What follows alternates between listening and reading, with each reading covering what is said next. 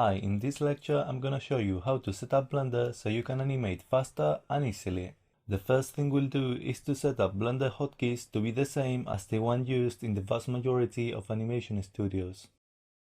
This way you'll be able to animate with Blender as if, for example, you were animating with Maya. So we'll go to Edit, Preferences, Key Map, and we'll change the drop-down menu from Blender to Industry Compatible. Next, we'll go to Screen, Screen Editing, click on the small arrow where it says Toggle Maximize Area, click in the box and press A, turn on the control button, and change the drop-down menu from Any to Release.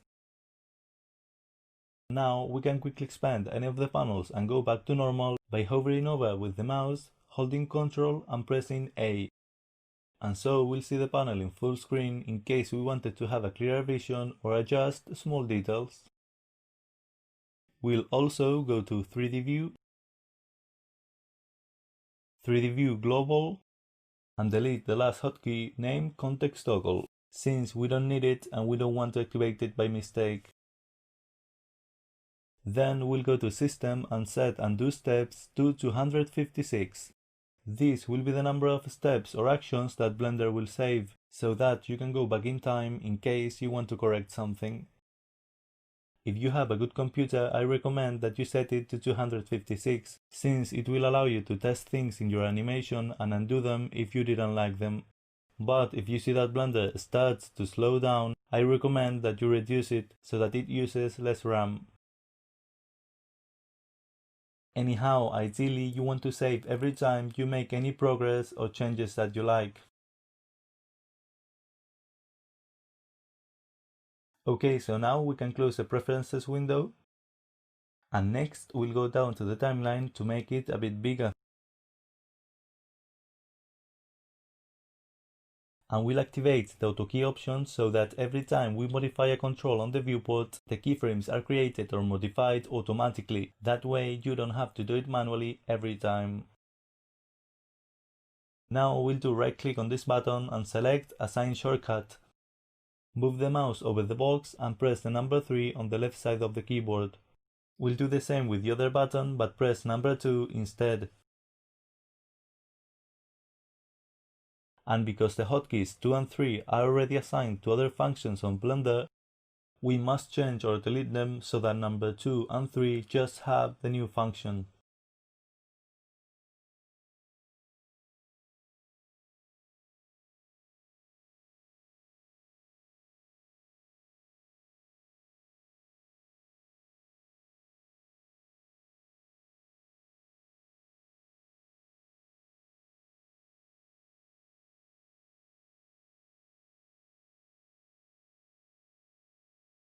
Now we can jump from one keyframe to another very quickly using the hotkeys 2 and 3. It will definitely save us a lot of time.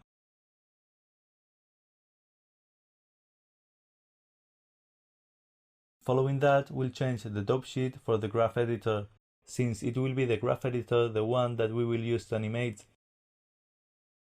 And then we'll go to View and activate the box View Only Selected Curve Keyframes. This way you can only edit the curves of the axis that you have selected, and thus you'll work easily and cleanly.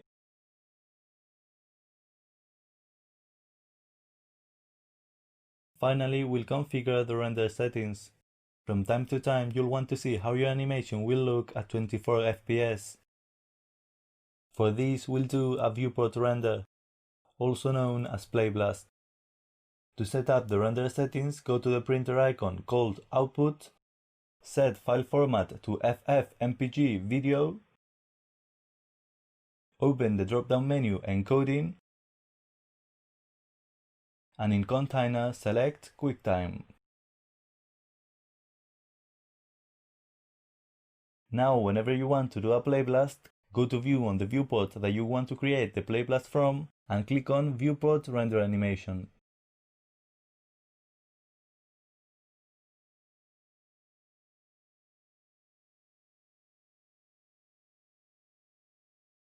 And now to finish and save all the changes so that every time we open Blender it will have this configuration, go to File, Defaults, and click on Save Startup File.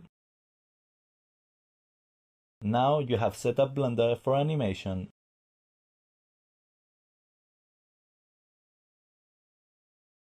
How to use Blender. Hi, in this class I'm gonna teach you how to use Blender and how to move around in the viewports. The viewport is where we'll see and be able to edit our animations. As you can see, we have one on the left with the main camera, which is the camera that Blender will be rendering from and through which the audience will see our animation. And on the right we have the perspective, which is where we will create our animations. To move the perspective camera, press and hold Alt plus the middle click, or use the top right hand. To zoom in and out, you can move the mouse wheel, press and hold Alt plus right click, or use the magnifying glass on the top right corner. To rotate the camera, press and hold Alt plus left click, or use the gizmo up here. If you click on the balls, apart from aligning the camera with the Blender world axis, you will set the camera in orthographic mode, which will flatten the view. In other words, it will take away the depth of the scene.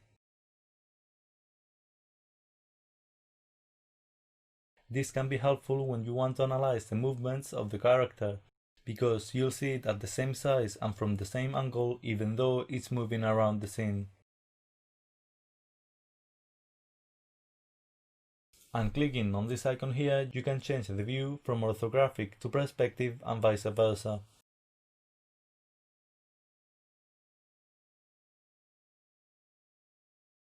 To align the perspective camera with the main camera, click on this camera icon. If you click it again, the camera will return to its previous position. But if you move it, this will be the new position of your perspective camera.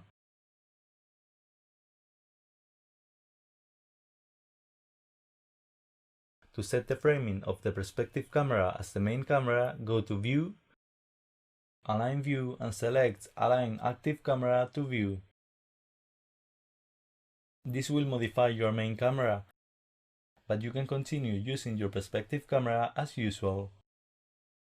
But keep in mind that due to the square proportions of the perspective camera and the focal length of the main camera, you will have to move a little further away from what you really want to frame.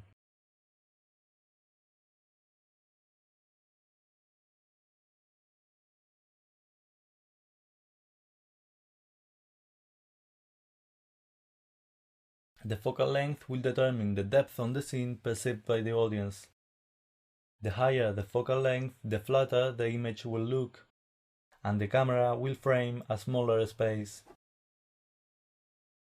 But the smaller the focal length is, the audience will see your scene more three-dimensional, and more space will be framed by the camera. And although the ideal focal length for your scene will depend on several factors, for most animations in which the whole body of your character is framed, a focal length of 30 will work.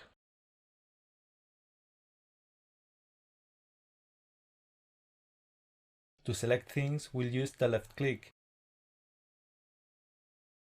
And if you want to select more than one object or control, left click and drag over the ones you want to select. Or select them manually one by holding Shift and clicking on them. And you can deselect them by holding Shift and clicking on them again. To frame the object we have selected, press F. Or go to View and click on Frame Selected. This will also change the point on which the camera pivots around. So if at any time you see that the camera moves very little or moves strangely, select the control or object you want to modify and press F to frame it.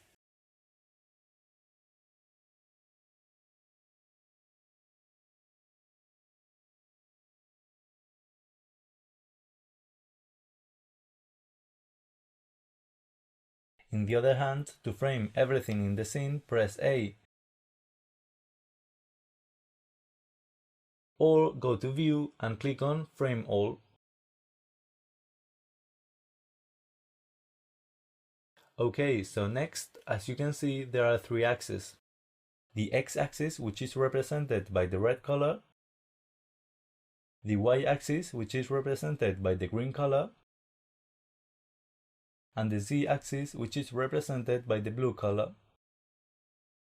And these three axes will be represented with the same colors in the character controls.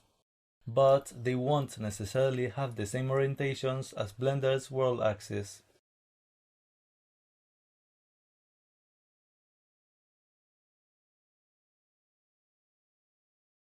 Now, to move something, we'll select the Move tool by pressing W or selecting it on the left side panel.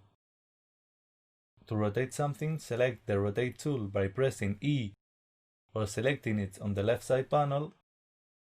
To scale something, select the Scale tool by pressing R or select it on the left side panel. And finally, if you want to draw on the screen for some reason, you can select the pencil on the left side panel.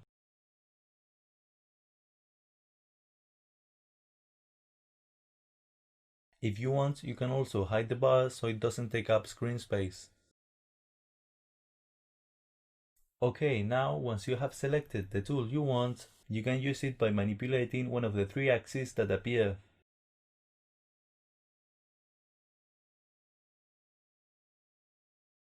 Also, in the Scale and Move tools, you can choose to move or scale the objects on any of the three planes using the small squares between the three axes.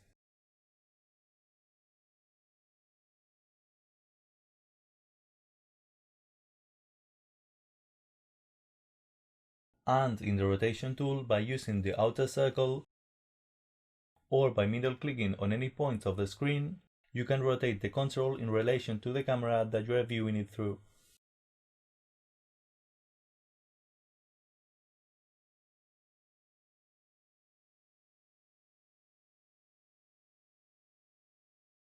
If we want to move them freely, in the Move tool you can use this small circle, or you can middle click anywhere on the screen and move it. And if we want to rotate it freely, we just have to click and move in between the axes of the Rotation tool.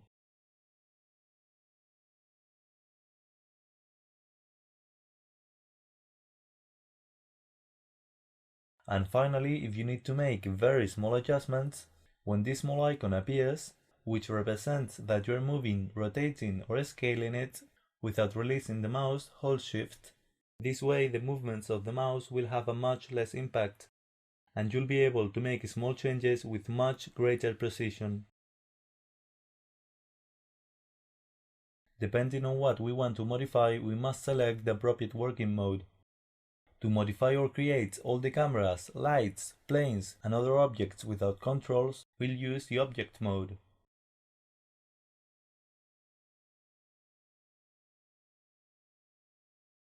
And to pose the character to animate it, we'll use the Pose mode.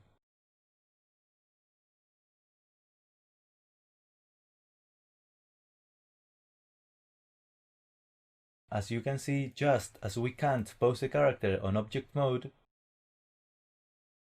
we won't be able to select any of the lights, cameras, or objects without controls if we are in Pose mode. At any time we can change to Object mode.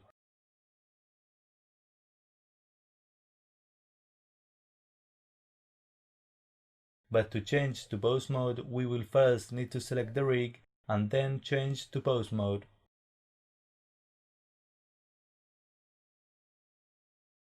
Also keep in mind that you must select all rigs you want to pose before changing to Pose mode, since you will only be able to select the rigs of the controls that you had previously selected before switching to Pose mode.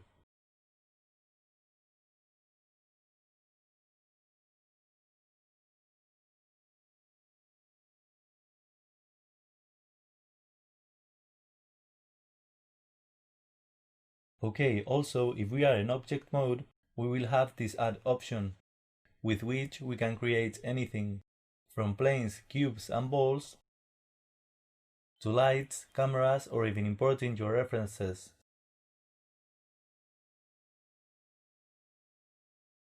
Above in the middle we have a drop-down menu. Here we can choose what type of axis orientation will have the tools that we use. The most important are global, local, gimbal, and view. Global will align the axis with the scene, which means that they will be parallel to the wall axis of Blender.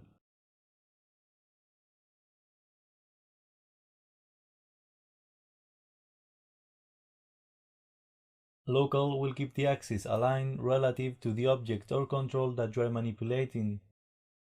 So depending on the orientation of the object, the axis orientation will also change.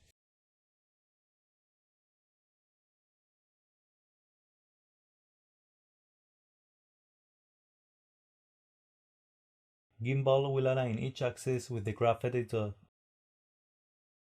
In this way, the blue axis will only modify the blue curve,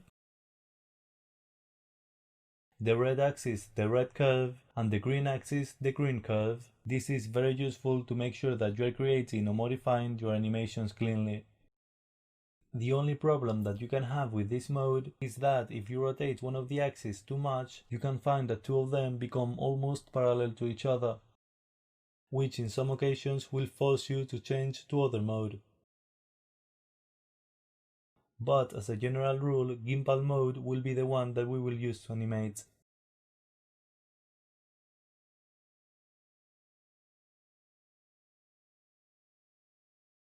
And finally, view will align the axis with the camera that you are looking through, which can be helpful in some situations.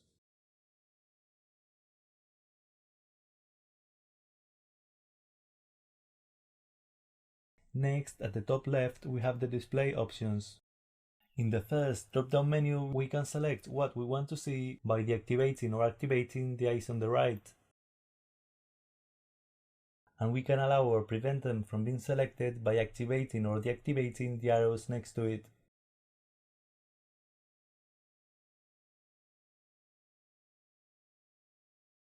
The next two buttons will allow us to hide the modifiers and all kinds of controls. More to the right, we have the scene visualization options. The first button is the X-rays, which will allow us to see through everything on the scene.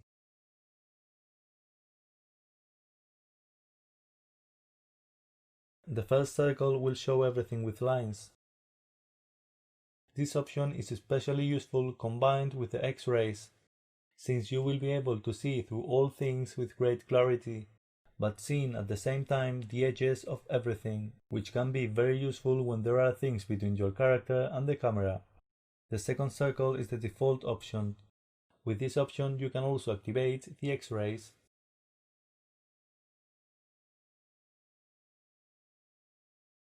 The next one will give you more illumination to your scene, but keep in mind that this lighting will be independent of the actual lights that you have created for the scene.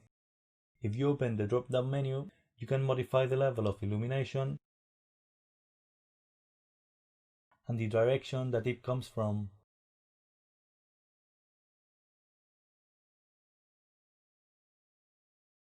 And even if you want, here you can activate the actual lights of the scene.